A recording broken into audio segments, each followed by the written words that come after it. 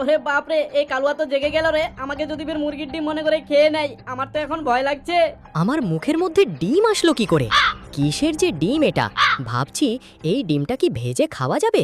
এই কালুয়া, কি দেখছিস? আমাকে খাওয়া যাবে না, আমি বাজ পাখির ডিম। আমাকে খেলে তুইও বাজ পাখি হয়ে যাবি।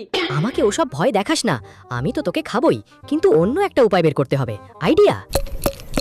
ও মালিক, তুমি ফের সকাল সকাল মাটিতে গর্ত কেন করছো? কি করবে তুমি বলো ফের? এই মাটিতে গর্ত খুঁড়ে এখানে আমি এখন ডিমের চাষ করব। গর্ত খোঁড়া হয়ে গেল, ডিমটাকে এবার গর্তের মধ্যে রেখে দেব। তোর এত সাহস রে কালুয়া, তুই আমাকে গর্তে রেখে দিলি? থাম, আজকে আসুক বাজ পাখি আমার মা, তারপরে তোর ব্যবস্থা করব আমি। চুপ কর, তোকে খুঁজেই পাবে না। এবার একটু বেদানার রস দিয়ে দেব। ও মালিক, সম্পূর্ণ বেদানা রসটা মাটিতে দিয়ে দাও, তারপর তো তোমার জমি থেকে বড় বড় ডিম বের হবে। ঠিক আছে, সম্পূর্ণ রসটাই দিয়ে দিলাম। এখন আমাকে স্কুলে যেতে হবে।